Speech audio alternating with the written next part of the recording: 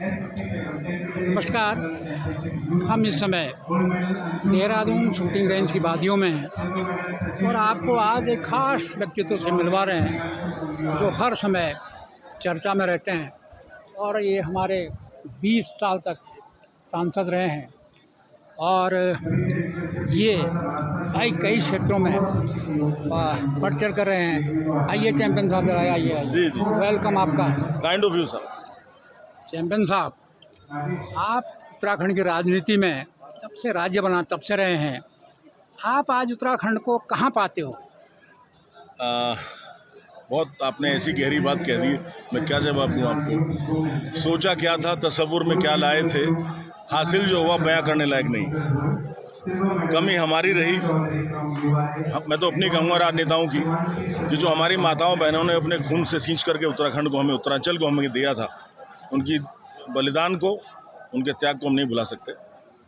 और इस उत्तरांचल को उत्तराखंड बनते हुए तो समय नहीं लगा, लेकिन जैसे वाईएस परमार साहब ने हिमाचल को आगे लाके खड़ा कर दिया सन 67 में, पंजाब से पंजाब, हिमाचल हरियाणा बना और हिमाचल को इतना प्रोग्रेस करने को मिली, हम लोग नहीं कर पाए।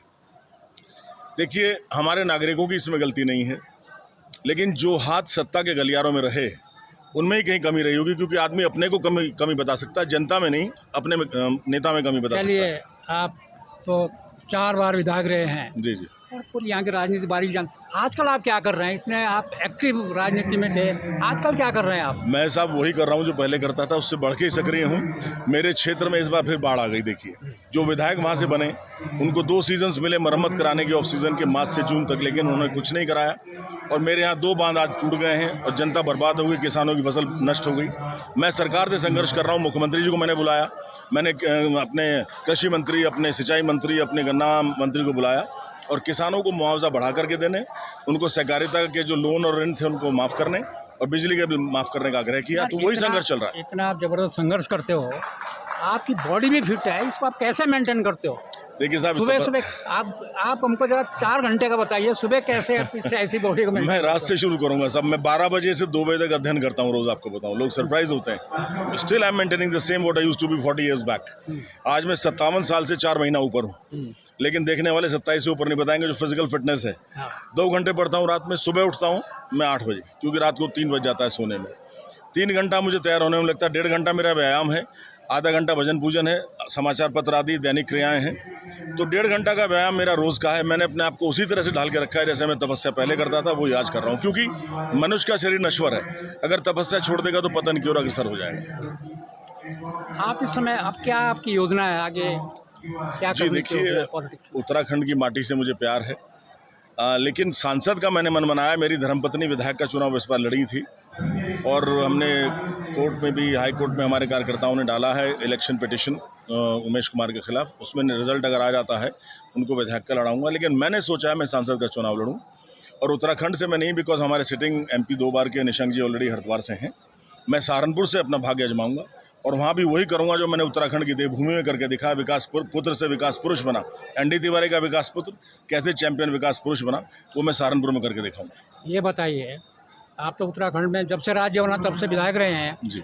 अगर आपके हाथ में उत्तराखंड की बागडोर दे दी जाए तो आप ऐसे क्या 4 काम हैं जो आपके दिल में है, जिसको आप करना चाहें? सर्वप्रथम यहाँ का जो टूरिज़्म है, हमारा जो पलायन हो रहा है पहाड़ से मैदान की तरफ, मैं उसको रोकूंगा। टूरिज़्म में बढ़ाऊंगा, होम स्टे बढ़ाऊंगा और ऐसी योजनाएं लाऊंगा जिससे हमारे पहाड़ के जो पर्वतीय मूल के लोग हैं वो नीचे ना उतरें रोज़गार के लिए। दूसरा, अपने युवाओं के सपनों को पूरा करूंगा। पहले उनको शैक्षिक योग्यता देना, उसके बाद उनकी जो योग्यता है उसके अनुसार नौकरी देना, जिससे कि उनको भूखा रह करके नीचे की ओर रोज़गार ना तलाशना पड़े, स्वाभिमान से, सम्मान से पहाड़ में जी सके। तीसरा, अपनी नारी शक्ति का सम्मान, हमारी बेटियां बहू जो हैं वो जाकर के भारतवर्ष में नाम रोशन करें। चौथा, मैं खेल को बढ़ाऊंगा, क्योंकि उत्तराखंड का जो आप फिजिक है, शॉर्ट हाइट के लोग हैं, मस्कुलर हैं, बॉक्सिंग में, वेट लिफ्टिंग में और स्विमिंग में, डाइविंग में अंतर्राष्ट्रीय स्तर पर चैंपियन बन सकते हैं। ये 4 चीज़ें मैं करूँगा।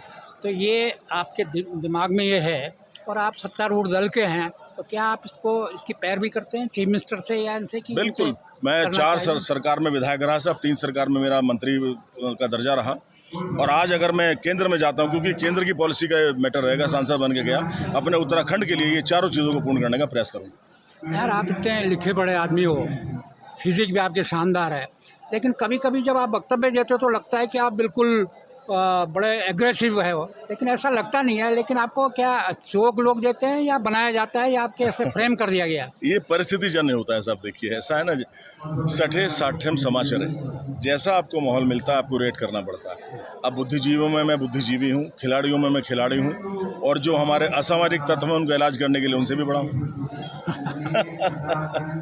क्योंकि कई बार जो है आपके जो वक्तव्य हैं जी, वो जी। बड़े इस पे आ जाते हैं सोशल मीडिया में, इसमें।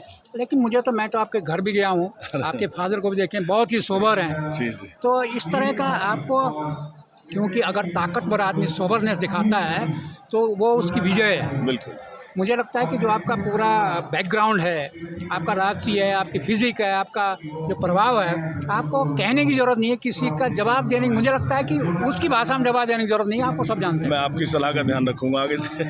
हमें लगता है जी जी। कि सड़क में चलने जा हम जैसे आदमी अगर आपको गाली भी दे दें, अगर आप हमें उसका रिएक्शन नहीं करते हो तो आप और बड़े पब्लिक की इसमें बन जाते हो। जी, जी। लेकिन आप मेरे से लड़ोगे नहीं। यार बताए इनको क्या हो गया। जो जनता का दुश्मन है चैंपियन उसका दुश्मन है। मुझे तो कोई कुछ भी कह दे, मेरा क्या बिगड़ेगा। मैं तो सबको सम्मान से स्वीकार करता हूँ, गाली हो, सवाली हो या प्यार हो, लेकिन जनता का नुकसान बर्दाश्त नहीं करता। क्या आपसे उम्मीद करूं कि आने वाले समय में आप बहुत ही सोबर ढंग से उस तरह की बयानबाजी न करें जैसे आप करते रहे और मीडिया में आप हो जाते हैं, वायरल हो जाते हैं, वैसा ना हो। परिस्थिति जन्य था और आयु के अनुसार मनुष्य मैच्योर भी होता है। अब 57 से ऊपर हो गए, तो 37 में 57 में फर्क तो मिलेगा आपको। चलो बहुत बहुत धन्यवाद। आप आगे बढ़ें और you, उत्तराखंड के साथ पूरे देश को आगे बढ़ाएं। बहुत बहुत धन्यवाद। Kind of you, sir. Thank you.